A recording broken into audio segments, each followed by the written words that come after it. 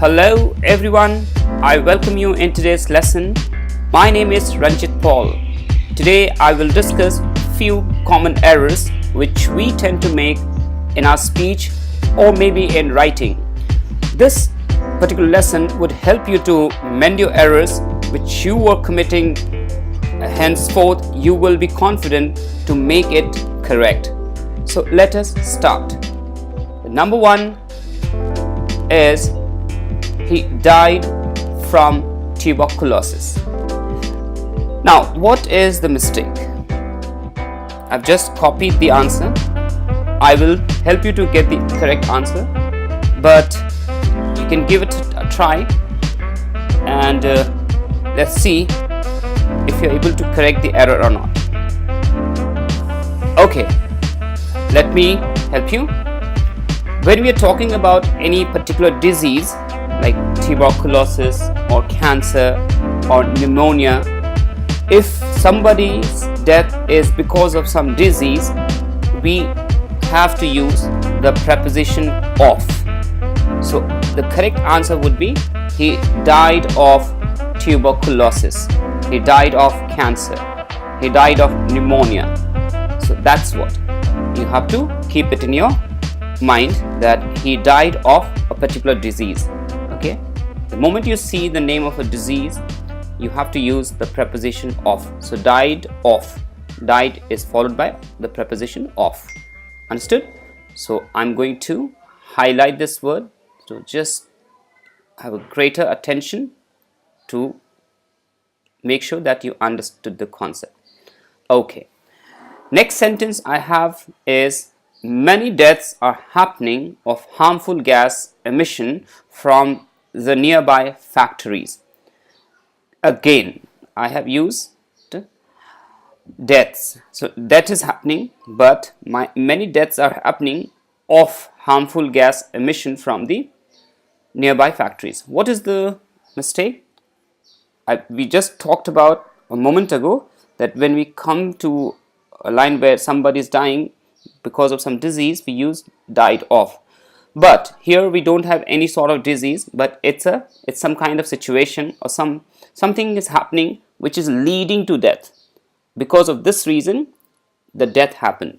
So here, because of harmful gas emission. So here the name of the disease is not given, but something is as a reason for the death. In that situation, we have to make sure that we remove of, and instead of we use from.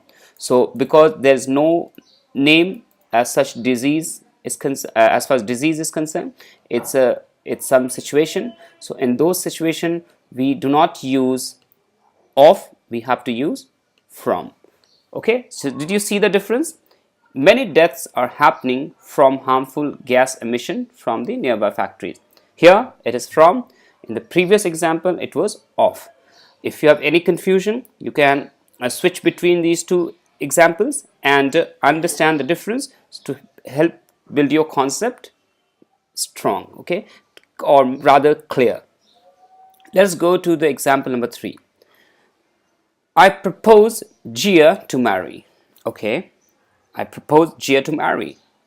It means you went ahead and spoke to her, will you marry me? Okay, so what is the error? Now when you are proposing, so we use proposed followed by a preposition to. So how to make it correct? I propose to marry whom? Gia. That is the correct sequence. So proposed word, when you're asking someone to marry, it is followed by a preposition to. So we have to say I proposed to marry her, or I propose to marry Gia. So understand this. Number 4, the two interesting features about iPhone is sound and durability. So the two interesting features about iPhone is, it sounds correct. Where is the mistake? I don't think so. But no, let us identify the error, because whatever examples I have mentioned in this lesson has got some or other kind of error. Okay, so I'm not playing a trick here. All right. The two interesting features. So we are talking about two interesting features. We are talking about features. So features are sound and durability. So basically we have to determine the use of helping verb based on the word, the two interesting features. They are plural. So with the plural subject, we use plural verb.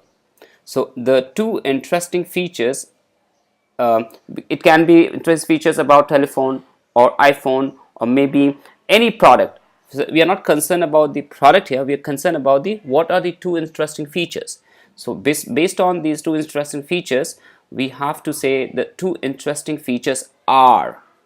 In between, since we are talking about iPhone, so I have mentioned the product in between iPhone, but this particular verb are will go ahead with the subject, the two interesting features. Okay, so here features is a plural. Based on that, it will be are, not is. The two interesting features about iPhone are sound and durability. Is it clear? Okay, so can we go to the next example? Example number 5. Okay, what is that? Both of them did not join the party last night. Okay, you had arranged for a party and people came and everybody was there, but two of your friends were missing. So you are reporting this, and then both of them did not join the party last night. So nobody came, both of them, they didn't come. So in that case, what is to do? So both of them is neither of them. So you can say neither of them. Instead of both of them, we have to replace, and the correct sentence would be, instead of both, since nobody came, so we say neither of them joined the party. It happened. So neither of them joined the party last night. If you say both of them did not come to the party last night, then in that case it would be neither of them came to the party last night. Okay, so since the sentence is both of them did not join the party last night, both of them did not come, it means neither of them. So neither of them joined, so we have to use neither. Understood? So neither of them came or joined the party last night. Practice it. Any question? Do ask it in the comments. All right, next sentence. Unless you do not study well, you will not get a government job. Unless you do not study well. So you have to know where is the error. Try for a moment yourself. Okay, let me check whether you got it correctly or not. Unless, when we use the word unless, it is not followed by any negative statement. So unless you do not study well, it will be unless you study well, because unless self is a negative aspect of the sentence. It only telling you if you do not study well. So unless you study well, you will not get a government job. So did you see the difference? Unless is not followed by to. Unless is always followed by a positive statement. So unless, instead of do not, you say unless you study well. So we will remove do not. So do not will not be the part of the sentence. Unless you study well, you will not get a government job. We could have also used conditional. If you do not study well, you will not get a job, will not get a government job out here in this context. If you do not study well, you will not get a government job. Unless you study well. So there's a difference. Unless, we do not say negative after that. Unless you study well, you will not get a government job. Remember this. Get it imprinted so that whenever you confront such usage of words using unless, you clear it. Okay, no negative after that. Unless you study, we do not say unless you do not study. Unless you work hard, unless you do not work hard will be incorrect. All right, can we go to the next one? Number 7. Not only Swami is good at sports but also in study. Okay, where is the problem? We have heard about not only but also. We do have not only but also, but there is an order.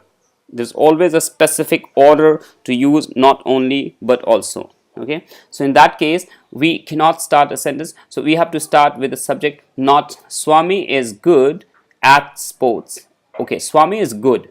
Okay, Swami is good in two things, not only sports but also in study. So we have to use not only right before the first subject or first because we are comparing between two subjects, or rather two objects. So here sports is one, studies is the second. So we'll say Swami is good not only at sports but also in study. Did you see? Not, it is a rhythm. Not only bread but also butter. Not only this but also that. Not only in the evening but also in the morning. So did you see? We cannot go abruptly. So there's a sequence. We have to use not only first, then the subject, and but also, then the next subject. Not only this but also that. Not only here but also there. Okay, so this is how you would use the particular preposition, or sorry, rather conjunction, when it comes to not only but also. All right, so I have corrected it, and if you have any problem you can always come back to this particular example and clear your doubt. If you have any question thus far, do ask in the comment so that I would help you in removing your doubt. Okay, the last sentence in this lesson I have is hardly Ravi had finished his food when he started puking. Hardly is like as soon as, no sooner. But here we'll concentrate on this particular example. Hardly Ravi had finished his food when he started puking. So how would you correct it? Whenever you get to see hardly, after the word hardly, you have to use the helping verb. So what is the helping verb here? Had. So you say hardly had Ravi finished his food when he started puking. Okay, hardly had I reached the station when the train arrived in time. Okay, hardly had Ravi finished his food when he started puking. Hardly Ravi had, no, just right after hardly use the helping verb had.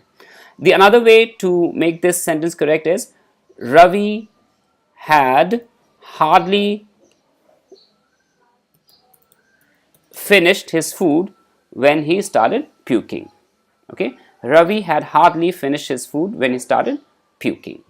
So I hope this lesson has helped you to learn some common errors when we make while speaking or in writing. We can definitely mend it henceforth, and I'll come back to you with a new lesson very soon. You have a great Sunday ahead. Have a great time. Goodbye.